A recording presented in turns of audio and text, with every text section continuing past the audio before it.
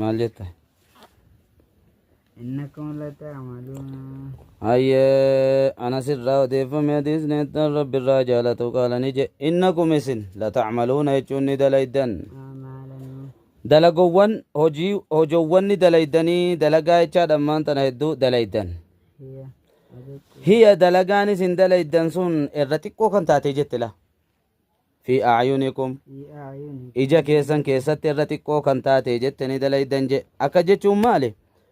dalagaa gisee isin dalaydanu diliin siidha akkas hin yaaddanutti isin biratti xiqqoo kanayyo hojjettu je من الشر min ashacri الشعر rifeensarra irra xiqqoo kan taate jette san hojjettani je كنا kunnaa nuti immoo ni taane je allahan نعدها kan isii lakkoo nu taane aha allah miti bo kunnaa jechuun gaa'eedha nuti ni taane je eenyu anastu jea jira nuti ni taane taane aboo nacudduhaa kan isii lakkoo nu taane على عهد رسول الله صلى الله عليه وسلم زمن ارقم الله كيستك لكم نتاني من الموبقات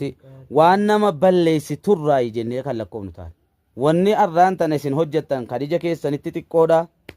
رفين ستكو كان الرا تكو جي نوتي نلكو نغاف ارقم ربي جرسان كيست مال الرا موبقات وان جتشاد انما بليس ترا لكم ناجي رواه البخاري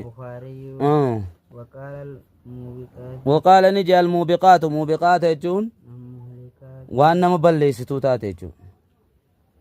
الخامس خامس شنفان عن أبي هريرة رضي الله عنه أبا هريرة الله ديفم الله نجيب النصر فقيسو النبي صلى الله عليه وسلم ارقما الله الرها لنديسوني قال نجي إن الله تعالى الله انجتنا لولتاتين يغار نئنا فجيبو وغيره وغيرة الله وغير الله ni inaafa je inaafaan isaadha ammoo beeke akka inaaffaa ilma namaa kanan seyin wagayratullaahi inaaffaan allahaadha jettaani an yaatiya almar'u المرء dhiirtichi dalaguudha jela dhiirtichi jechuun yookaawu intaloo isaa taatu dalaguudha je ما maa harrama allaahu waan allahaan haraam godhe waan allahaan dhorkaa godhe dalaguudha عليه isa irratti takkaawu isii irrattis haa ta'u dalaguu isaadha dalaguu waan rabbiin haraam irratti godhe hayyee gaariidha hojjechuu saniyyi hinaafa rabbiin maa haqa mitiire